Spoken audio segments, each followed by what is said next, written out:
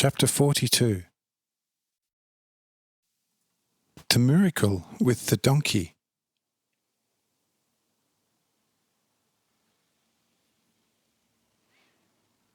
At this, Suetel turns to Reba, plucking him at his tunic and saying, "Hey, Reba, there is an extremely important question and issue, namely for us Jews.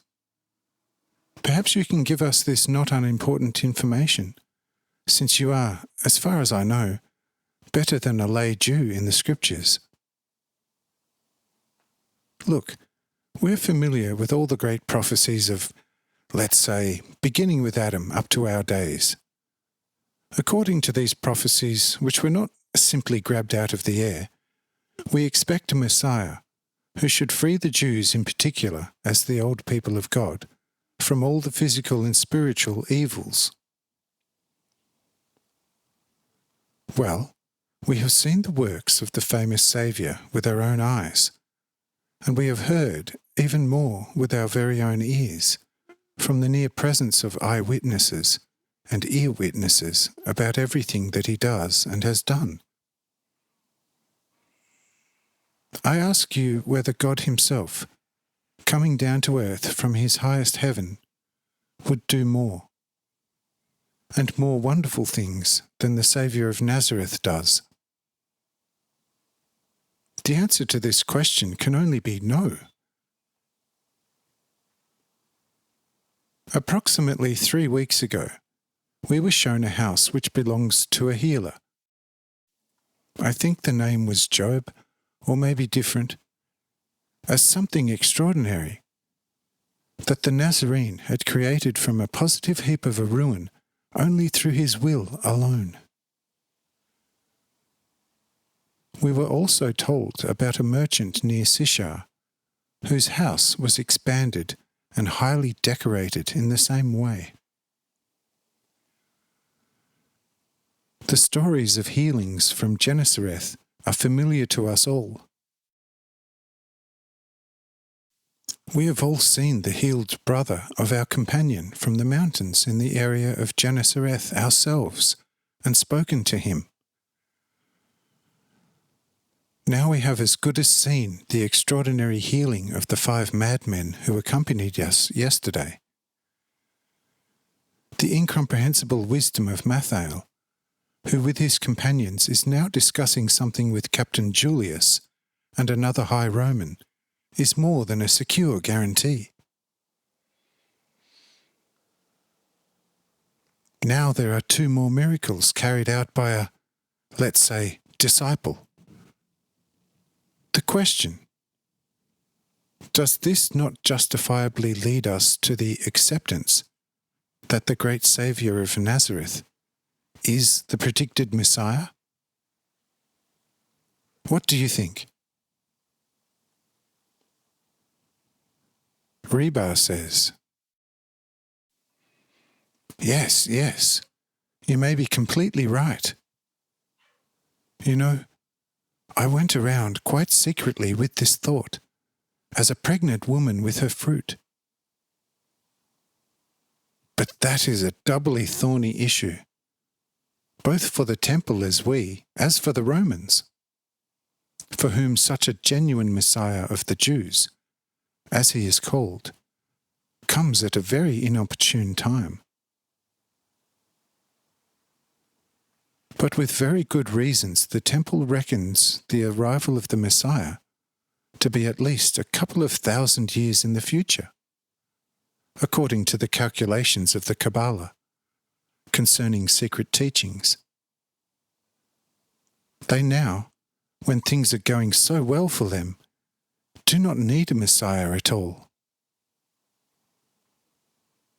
But the Romans must obviously prefer it if he was on their side and not on the side of the Jews.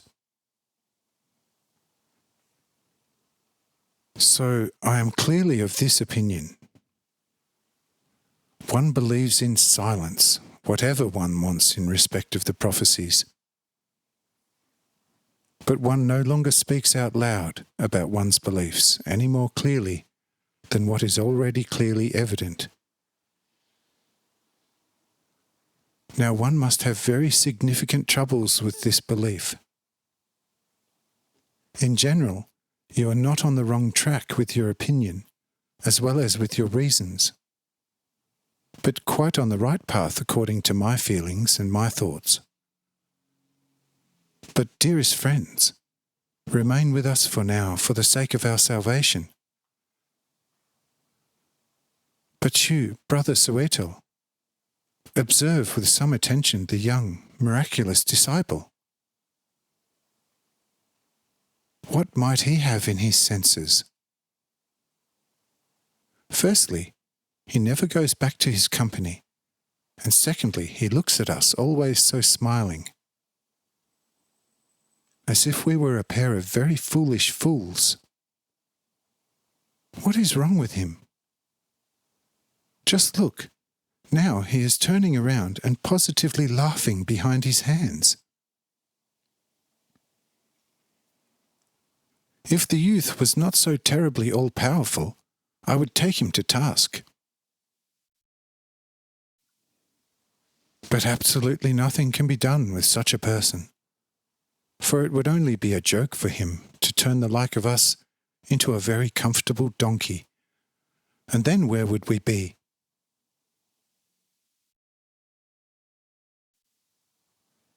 Raphael says, turning around and laughing even more, and at the same time, with my permission, placing a quite healthy donkey besides Reba. You see, just like a real one is standing beside you now. Reba looks around, greatly spooked, and says after a while of ever more terrible amazement, Oh, what is this then? Where did this well-fed donkey suddenly come from? Raphael says, From the same place that the fish came from. But now I am asking you, for which reason do I embarrass you? Have I ever done you any sort of harm? Reba says, Dearest and at the same time most beautiful young friend, look, you are too all-powerful for us, and you look a little like a scamp. So we have a singular respect for you, and we become quite terribly fearful and afraid in your presence. But because you are already here and do not want to go back to your companions, come closer and describe to us at least what the great divine Master of Nazareth looks like. For our souls are never satisfied hearing about the incomprehensible miracles that you have performed before us. If you, which is not at all to be doubted, know how to speak as well as you perform purely divine miracles, open your beautiful mouth and speak, describing his outer appearance. Raphael says, If I could, I would be glad to do it, but I may not, despite all my omnipotent power which I have from the eternal Master of all things, to give the game away before the right time. It annoyed you all, and in particular you, because I was forced to smile at you. I assure you that there was no so-called roguishness in it, for there are often situations among mortal people, particularly among those who are still walking in the twilight, when a spirit enlightened through and through, as I am, cannot hold back a smile. For me, for example, I am always prompted to smile when some very wise and correct-thinking people are standing together in a forest, and in the end cannot see and recognize the wood for all the trees. Yes, friends, when such a thing happens I have to laugh, and I can do nothing about it. Reba says, opening his eyes wide, Are we standing in a forest and do not recognize the wood for all the trees? Raphael says, not materially, but spiritually, yes. And that's why I have to laugh. Tell me why you fear acquaintanceship with the great Master of Nazareth so much.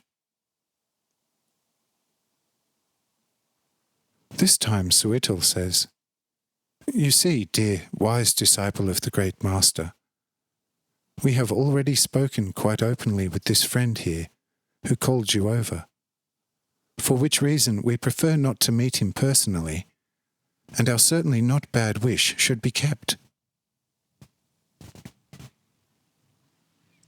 You already are much too high for us poor sinners, and it is becoming quite terribly uncomfortable for us in your presence. For we cannot possibly have the slightest idea about your wisdom and knowledge, and so we feel very strange in your presence. But what is a disciple in comparison with his master? But if you, as the youngest disciple of the great Master, can already perform such unheard-of miracles, what must the Master be able to do? But we already feel very terribly uncomfortable in your presence. How uncomfortable would we feel in the presence of the great Master? We would not be able to bear it.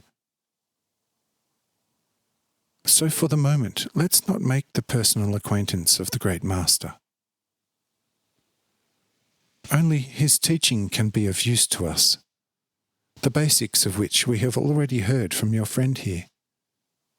For the moment, we are quite happy with it.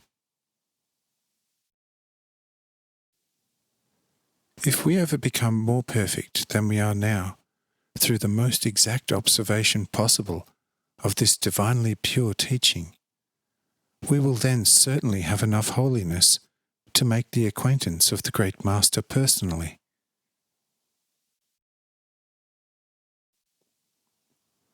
But give the donkey conjured up here to the innkeeper for us, for we have nothing else that we could pay him in return for what he has given us.